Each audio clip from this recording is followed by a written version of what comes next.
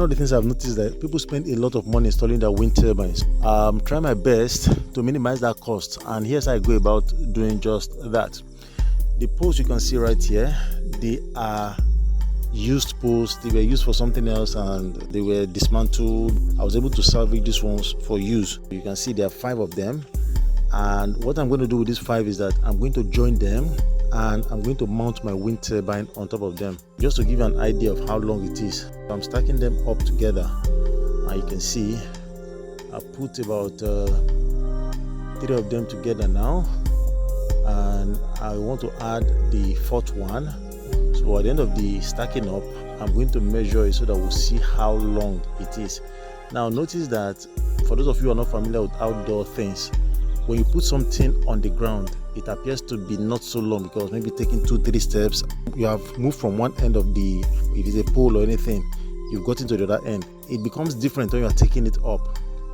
Just to give us a perspective, this pole, for instance, each of them, you can see with my measuring tape, is 9 feet, and the other one as well, just to be sure. I know they are almost the same length, so you can see that it's about 9 feet as well, just 9 feet.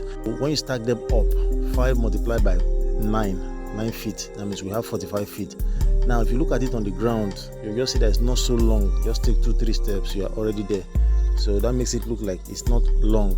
But just to give you a perspective, a 45 feet pole is equivalent to 3-story building. That's the roof of a 3-story building. Yes, on the average, that's where.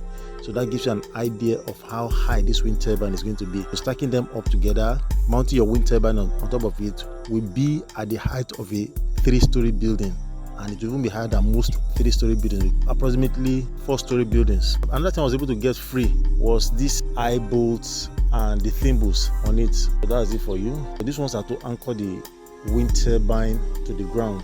That's the tower of the wind turbine. I got them for free. I don't need to pay for these ones again. Although I'm supposed to be needing 3, but who knows, maybe I'll buy 1 to add to it, or there's a way I'll go around it. So I'm still thinking about it. I got this from the power station. They were transitioning from wooden poles, which you can see on your screen right now, and they were transitioning to concrete poles. So that way this one became useless for them. So I just cut them and pulled them from where they installed them. So that's why you can see them right here. And of course, this is the pole. I'm utilizing the pole for my grid connection. I don't have neighbors just yet around me. When I start having neighbors, I will definitely sit down and we'll talk about how we want to put the proper poles here. But for now, I decided to make do with what I have, because I've learned to spend as little as I can wherever it's possible, although not neglecting safety. Nobody is at any risk here, so that's why I did it like this. So that's that for that. Just to give us an idea of how this stuff is connected, you can see that when I put one of the poles on the ground, just for experimental purpose, you can see how it works. From this eye bolt, I will connect my guy wire and I'll attach it straight to the wind turbine tower. Then from there, it will not be wobbling. That's it. When I stack the poles together, I'm just going to attach it to the guy wire, which is going to be put on the ground. You can see the length. So when I stack them up at the end of the day, I'm just going to attach it to the ground, a concrete base, so that way it will give it stability. You can see the demonstration.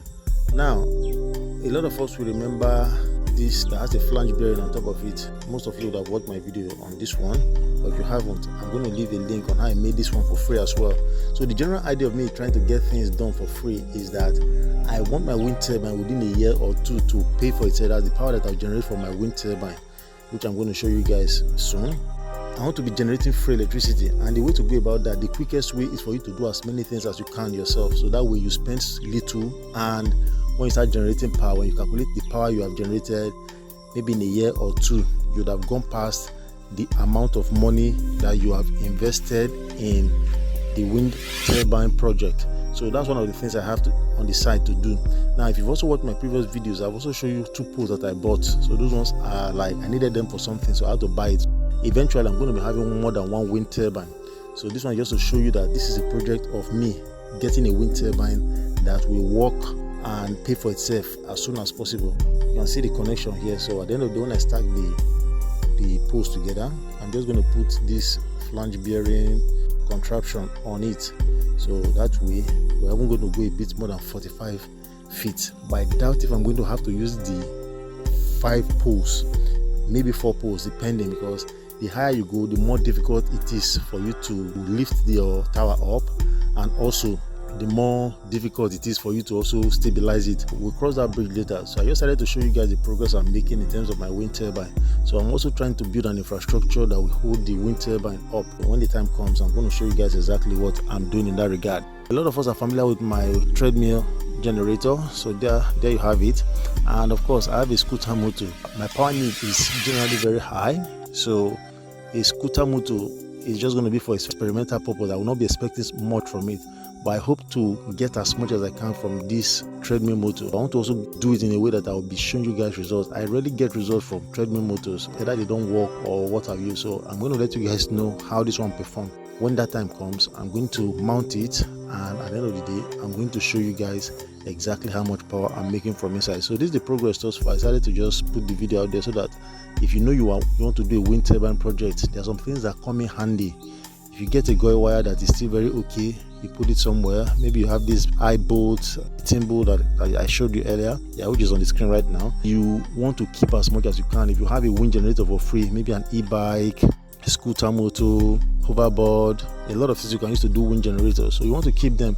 For me, most of my passion, or let's say 50% of my passion for this, is just fun, because I have a lot of solar panels, as you have also seen in my previous video. So I just want to see how they complement one another.